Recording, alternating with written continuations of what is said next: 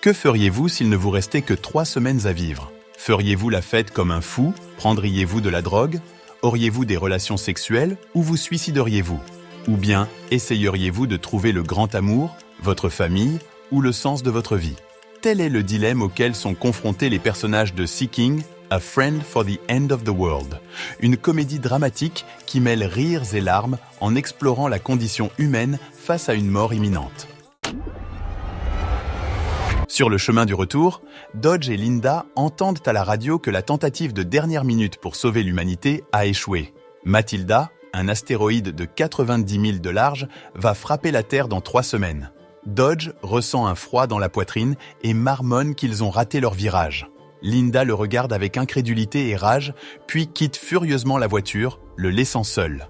Avec 21 jours restants, Dodge s'accroche à sa routine, tandis que d'autres cherchent des échappatoires rapides à l'inévitable. À la salle de sport, Dodge regarde l'écran pendant que le monde s'effondre. Plus d'appels, plus d'électricité, plus d'eau. Bientôt, plus de vie. Il se rend au travail, évitant le chaos dans les rues. Il est agent d'assurance, mais qui a besoin d'assurance maintenant? Lors de la réunion, son patron distribue des promotions comme des bonbons, et ses collègues réagissent de différentes manières. Certains rient, d'autres pleurent, d'autres prient. Quand Dodge retourne à son appartement, sa boîte aux lettres est vide. Il espère une lettre de Linda, mais elle est partie pour de bon.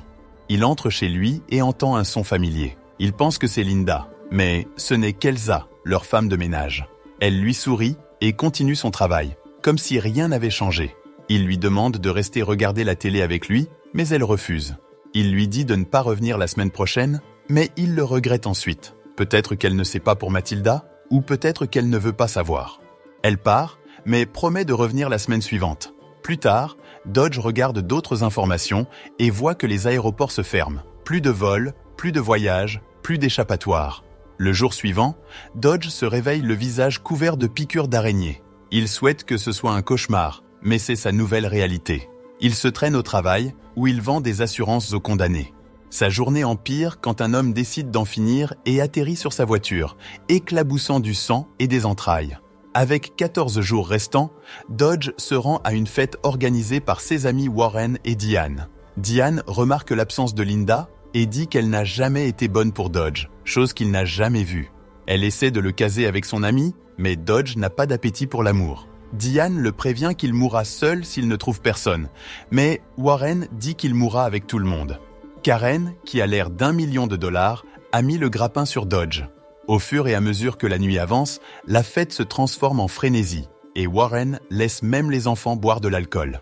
Karen continue de faire des avances à Dodge, mais il les conduit et parle à Roach à la place. Roach se vante de ses aventures avec différentes femmes depuis que le monde est devenu un enfer et invite Dodge à le rejoindre avec Karen, mais Dodge refuse. Quand ses amis commencent à renifler des lignes, Dodge s'échappe dans la salle de bain. Quelques instants plus tard, Diane vient voir Dodge et, à sa grande surprise, elle commence à l'embrasser. Il se dérobe à son étreinte, choqué par sa trahison envers son ami à qui elle est mariée. Elle écarte sa protestation, disant que l'amour est un luxe qu'ils ne peuvent plus se permettre. Dodge ressent un pincement de tristesse en la laissant derrière lui pour retourner dans son appartement solitaire. Il contemple la photo fanée d'Olivia, son premier et unique amour, et souhaite pouvoir la revoir. Il joue de l'harmonica, essayant de remplir le silence avec une mélodie. Mais alors il entend un autre son, des sanglots venant de l'extérieur de sa fenêtre. Il regarde en bas et voit une femme recroquevillée sur le balcon de secours. Il ouvre la fenêtre et lui tend les bras, la sentant trembler contre lui. C'est Penny, la fille qui habite en dessous de lui, mais il n'avait jamais parlé auparavant. Elle lui raconte comment elle a perdu son petit ami et son vol, et comment elle n'a aucun moyen de rentrer chez elle. Penny sourit faiblement et boit une gorgée de son sirop pour la tout mélanger à de la vodka. Puis, elle lui offre un peu de weed, mais il décline. Elle dit que la drogue l'aide à dormir, qu'elle pourrait même dormir jusqu'à la fin du monde. Cette nuit-là, Penny dort comme une masse sur le canapé de Dodge, inconsciente du bruit de la télé et de l'aspirateur. Dodge essaie de la réveiller en lui pinçant le nez, mais elle ne bouge pas. Elle n'ouvre les yeux que lorsque la nuit est finie, et Dodge l'escorte jusqu'à sa porte. Elle lui donne une pile de lettres qu'elle gardait depuis des années, et lui demande à propos de Linda, pensant qu'elle est sa colocataire. Elle lui raconte comment Linda le trompait avec un inconnu dans leur appartement. Dodge sent une bouffée de colère et jette les affaires de Linda. Il va alors dans un parc et boit une bouteille de nettoyant pour vitres, espérant mettre fin à sa misère. Mais il survit et se réveille pour trouver un chien errant attaché à son pied et un mot disant « désolé ». Il allume la télé et voit un reportage sur une émeute violente, puis ouvre le courrier que Penny lui a donné et trouve une lettre d'amour d'Olivia datant de quelques mois. Il ressent une lueur d'espoir. Mais alors, une brique fracasse sa fenêtre à cause de l'émeute dehors. Il entend des cris dans le couloir, alors il attrape le chien et court jusqu'à l'escalier de secours. Il atteint l'appartement de Penny et voit son ex-petit ami Owen qui le fixe avec jalousie. Dodge essaie de réveiller Penny et de la prévenir au sujet des émeutes, mais Owen n'arrête pas de les déranger. Penny veut prendre quelques-uns de ses disques vinyles avec elle. Alors Dodge lui dit qu'il connaît quelqu'un avec un avion qui pourrait la conduire chez sa famille si elle l'aide à s'échapper. Penny prend le volant et s'enfuit sans Owen, mais elle a du mal à se sortir d'un mauvais pas. Owen sort pour l'aider. Dodge, pressé de partir, promet d'emmener Penny chez sa famille si elle l'aide à s'en sortir. Le jour suivant, leur véhicule tombe en panne d'essence.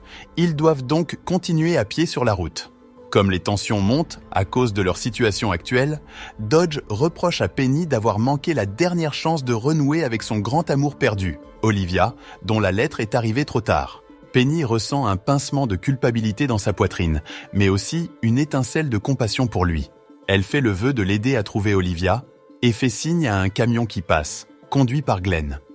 Glenn est un homme qui a des envies suicidaires, ayant prévu de mettre fin à ses jours après avoir entendu la date d'expiration du monde. Mais il a aussi peur de l'enfer et se demande si le suicide condamnerait son âme. Il se confie à Penny, qui lui demande de raconter son histoire, tandis que Dodge regarde d'un air suspicieux les pelles à l'arrière du camion. Glenn s'arrête pour se soulager et invite Dodge à le rejoindre, mais il décline. Penny promène désolée le chien qu'ils ont adopté en chemin. Et quand elle revient, elle trouve Glenn et Dodge en train de rire. Ils ont dissipé un malentendu qui avait failli tourner à la violence. Mais soudain, une balle transperce la nuque de Glenn et il s'effondre au sol. Le vrai tueur les a retrouvés et s'enfuit à toute vitesse. Dodge et Penny enterrent Glenn avec les pelles qu'il avait apportées et prennent son camion. Mais ils doivent le déterrer à nouveau, car ils avaient enterré les clés avec lui. Ils continuent à conduire jusqu'à ce qu'ils atteignent un endroit appelé Frenzies, où ils rencontrent deux serveuses un peu trop amicales. Darcy et Katie couvrent Dodge de baisers et de confettis quand Penny leur ment en disant que c'est son anniversaire. Ils passent un moment délirant au restaurant, puis s'échappent dans le camion où ils s'embrassent passionnément. Dodge se sent coupable après, car il est bien plus âgé qu'elle, mais Penny hausse les épaules, disant que c'était inévitable. Ils foncent sur la route, inconscient du danger qui les guette. Une voiture de police allume ses gyrophares et sa sirène et il se range sur le côté, espérant un simple avertissement. Mais l'agent, Wally, est de mauvaise humeur et il trouve plusieurs défauts au camion de Glenn. Un feu arrière cassé, une plaque d'immatriculation expirée et une pelle suspecte. Il les arrête et les jette dans des cellules séparées. Penny sanglote, se sentant comme si elle avait entraîné Dodge dans un cauchemar. Dodge essaie de la calmer à travers les barreaux en métal et lui raconte des histoires de sa vie pour lui remonter le moral. Après un moment, un autre agent vient et les libère, s'excusant pour la grossièreté de Wally. Il leur dit aussi que leur camion a été mis en fourrière, alors il leur propose de les amener. Il lui demande de les conduire à Camden, où vit l'ex-petit ami de Penny, Speck. Speck est un soldat avec un bunker, prêt pour l'apocalypse.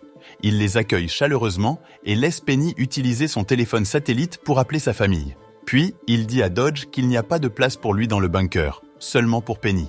Mais Penny n'a pas l'intention de rester et demande plutôt une voiture pour emmener Dodge chez Olivia. Ils se rendent à la maison d'Olivia, mais la trouvent déserte. Ils s'introduisent et s'installent confortablement.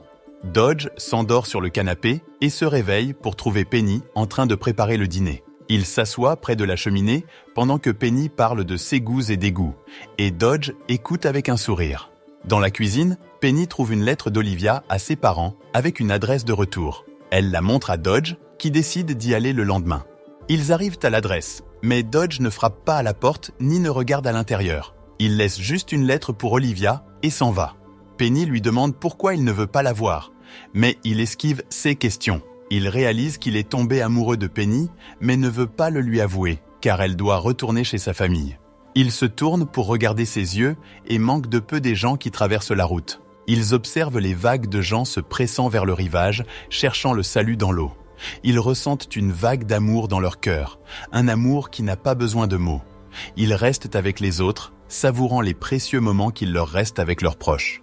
Penny et Dodge atteignent enfin Somerset, où Dodge la présente à Frank, son père qui lui était resté un étranger pendant plus de 20 ans. Ils essaient d'oublier le passé et le futur, alors que le monde compte ses derniers jours. Ils passent une merveilleuse nuit ensemble, comblant les lacunes du temps par des rires et des histoires. Quand Penny s'endort, Dodge la porte jusqu'à l'avion de Frank sans un adieu. Mais avant de partir, il chuchote à son visage endormi qu'elle est l'amour de sa vie.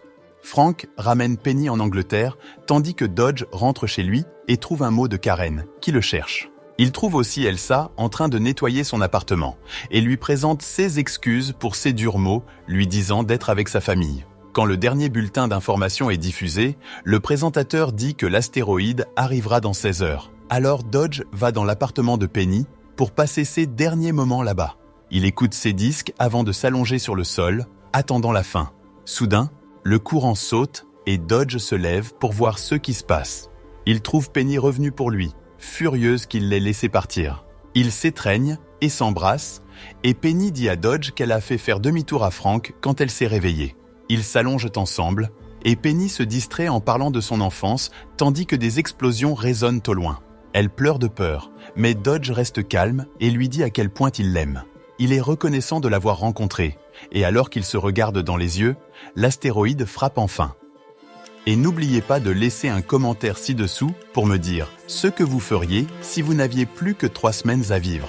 Qui sait, peut-être trouverez-vous votre véritable amour pour la fin du monde. Merci d'avoir regardé, et je vous dis à la prochaine vidéo.